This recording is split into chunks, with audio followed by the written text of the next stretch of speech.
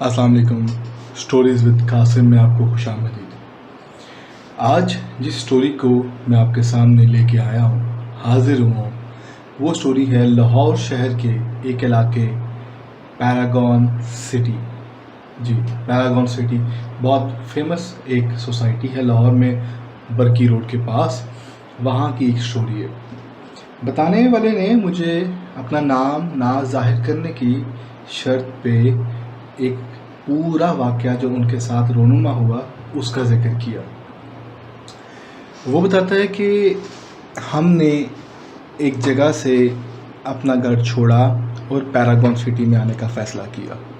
Paragon city میں ان کو ایک 10 مرلے کا مکان مل رہا تھا، لیکن اس کا جو رینٹ تھا وہ باقی مکانوں کی نسبت کو 10,000 روپے کم تھا. وہ کہتا ہے کہ ہم نے ڈیسائیڈ کیا کہ لوور پورشن ہے، 10,000 روپیہ کم رینٹ ہے، تو کیوں نہ اسی اپرچونٹی کو اویل کر لیتے ہیں، تو زیادہ پرابلم بھی نہیں ہوگا. خیر انہوں نے وہ مکان رینٹ پہ لے لیا. ہوا کچھ ایسے کہ جب کچھ روز گزر گئے، مکان میں شفٹ ہو گئے، رہنا شروع کر دیا وہاں پہ. ہوا ایسے کہ ان کو نہ گھر میں کچھ عجیب سی اسمیل آنا شروع ہو چکی تھی، جو کہ ان کے لیے کافی زیادہ عجیب تھا. انہوں نے صفائی یہاں کی، سب کچھ کیا. ان کو پتہ تھا کہ ہم نے گھر خود صاف کیا ہے، خود سارا سامان رکھا ہے، تو یہ اسمیل اچانک سے کہاں سے آ رہی ہے. خیر انہوں نے اوپر مالک مکان سے بات کی، تو مالک مکان نے کہا کہ یہ آپ کو ہی آ رہی ہے، مجھے تو نہیں آ رہی. جس طرح آپ کو پتہ ہے کہ ایک مالک مکان اور ایک کرایہ دار کے درمیان میں ایک معاملہ خراب بھی ہو جاتا ہے. تو معاملہ کچھ اس طرح سے ہوا کہ اسمیل سے بات بڑھی.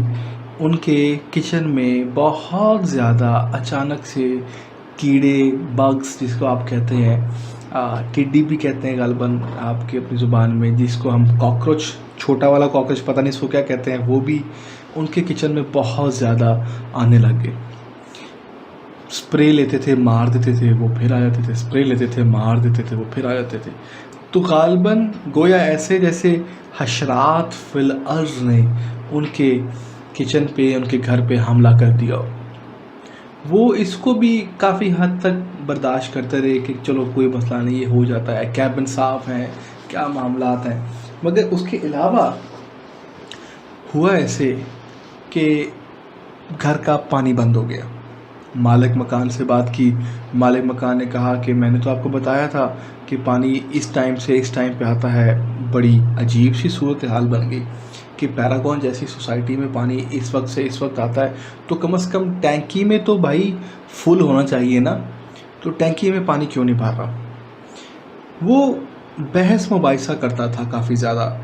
ایسا ان کو فیل ہوتا تھا جیسے یہ تھوڑا سا سائیکو بھی ہے، لیکن چونکہ ایگریمنٹ ہو چکا تھا، پیسے دے دیے گئے تھے، گھر میں رہنا شروع کر دیا گیا تھا، تو وہ اس بات کو زیادہ مد نظر رکھا کرتے تھے.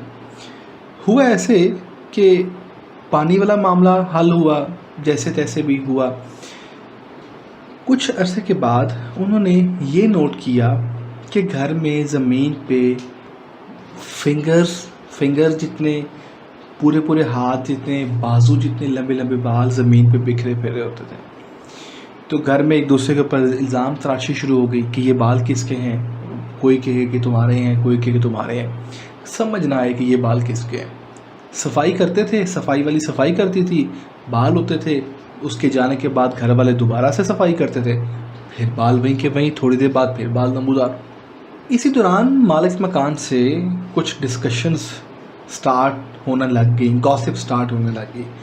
انہوں نے کہا کہ کیوں نہ مالک مکان کے ساتھ تھوڑا سا رویہ پولائٹ کیا جائے، تھوڑا سا فرینڈلی ہو کے اس سے باتیں پتہ کرنے کی کوشش کی جائے، تاکہ پتہ تو چلے نا ایکچولی گھر میں ہو کیا رہا ہے. بڑے ماٹ اسکاٹ سے لوگ تھے، وہ ان چیزوں پہ اتنا جلدی یقین نہیں کرتے تھے. خیر انہوں نے مالک مکان کے ساتھ رابطہ شروع کیا، بات چیت شروع کر دی. مالک مکان نے کہا کہ میں امریکہ میں سیٹل اپ ہوتا تھا، میں پاکستان آ گیا ہوں.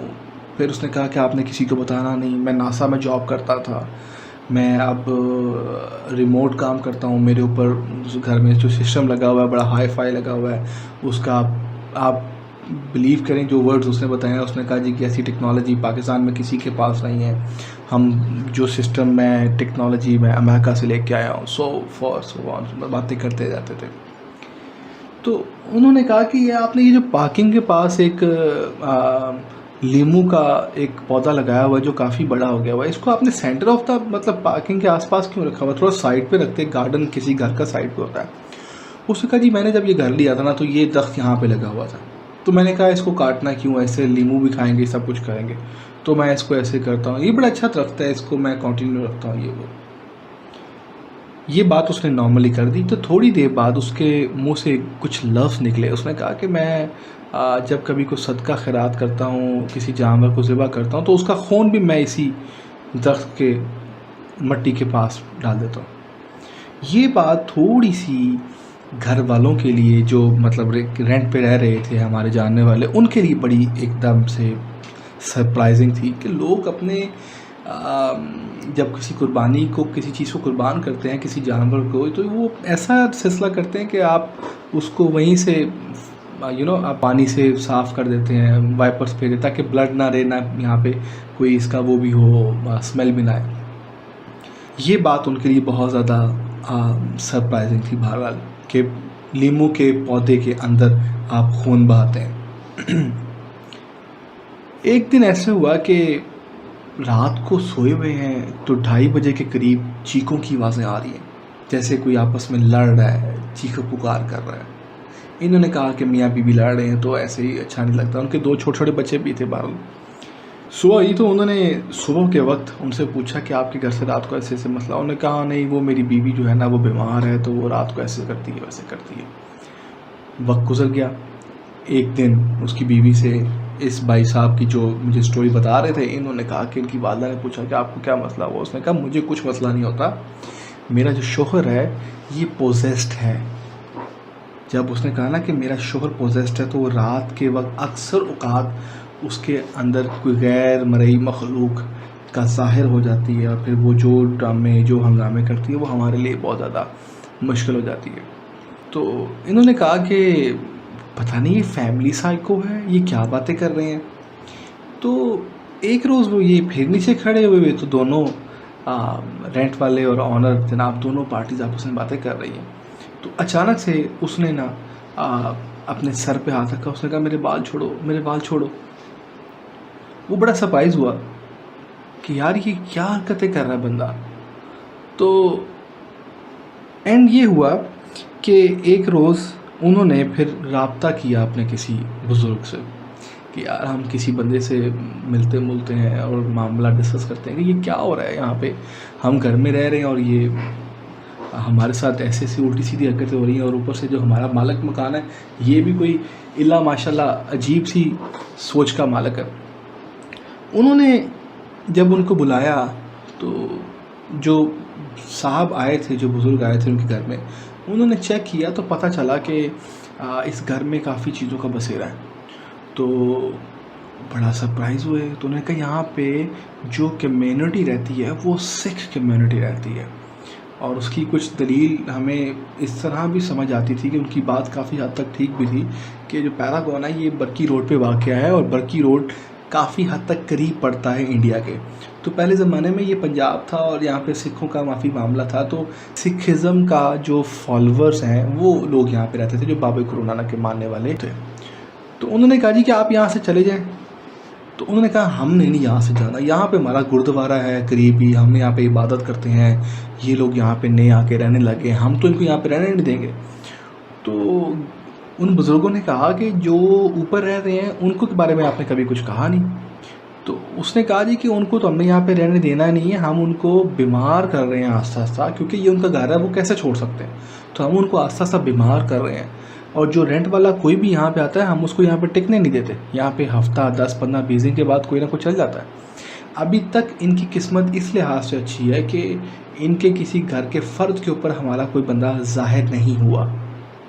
تو لہٰذا آپ کوشش کریں کہ ان سے کہیں یہاں سے چلے جائیں. बुज़ुर्ग ने कहा जी ऐसा तो नहीं हो सकता कि हम यहाँ से किसी को इतनी आसानी से जाने दें, तो लिहाजा हमारे आपके दरमियान में ये शर्त हो सकती है कि आप ऊपर ही रहें, आप नीचे ना आएँ, हम नीचे वालों का जो मामला है ना उनको आपसे अलग कर देते हैं। फॉर द टाइम बीइंग उन्होंने कहा हाँ जी ठीक है, लेकिन हम अपने किसी बच्चे की कोई गारंटी नहीं देते, वो नीचे आ गया तो किसी ने कोई हरकत कर दी तो फिर हम ज़िम्मेदार नहीं है, बाकी हमारी गारंटी है। ये वो मखलूक के लोग उन बुज़ुर्गों को कह रहे हैं। उन्होंने कहा ऐसा नहीं हो सकता, अगर आपके साथ हमारी कोई डील हो रही है, कोई शराइत तय हो रही हैं, तो डैट मीन्स कि आपके बंदे ऊपर रहेंगे, हमारे नीचे रहेंगे, नीचे वाले ऊपर जाकर तंग नहीं करेंगे।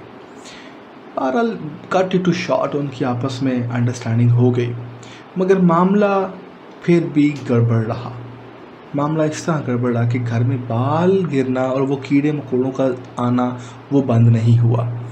तो फिर डिसाइड इन्होंने किया कि हम इस झंझट में पड़ते नहीं, और उन्होंने फ़ैसला किया कि हम इस मकान को छोड़ के किसी और जगह पे वाइंड अप कर देते हैं, और वही हुआ, उन्होंने वो मकान छोड़ दिया और वाइंड अप कर दिया। तो इनकी ये स्टोरी जब मुझे पता चली तो मैंने एक चीज़ को एसेस कर लिया था कि वो जो भी हज़रात थे, जो भी लोग वहाँ पे रहते हैं, उन्होंने इनको भी नहीं रहने दिया। जो कह रहे थे ना कि हम जो बुज़ुर्ग के हम आपको ये नहीं करेंगे, वो नहीं करेंगे, उन्होंने इनको भी नहीं रहने दिया और उनसे भी मकान खाली करवा लिया। तो बड़ी अजीब सी सूरत हाल थी। वो मकान उन्होंने मुझे बाहर से दिखाया है, मैं देख आया हूँ वो मकान, और बाहर से देखने में काफ़ी मंज़र मुख्तलिफ लगता है, तो अंदर रहने वालों का क्या हाल होगा। तो ये एक स्टोरी थी जो हमें हमारे एक जानने वाले ने हमें बताई, तो मैंने सोचा कि आपके साथ इसको शेयर करके आपका इस पर फीडबैक लिया जाए। अगर आपको वीडियो अच्छी लगी है तो चैनल को सब्सक्राइब करना मत भूलिएगा, बेल आइकन को ज़रूर पुश करें। नया चैनल है, आपकी सपोर्ट की, आपकी हेल्प की ज़रूरत है और दुआओं की भी ज़रूरत है। शुक्रिया।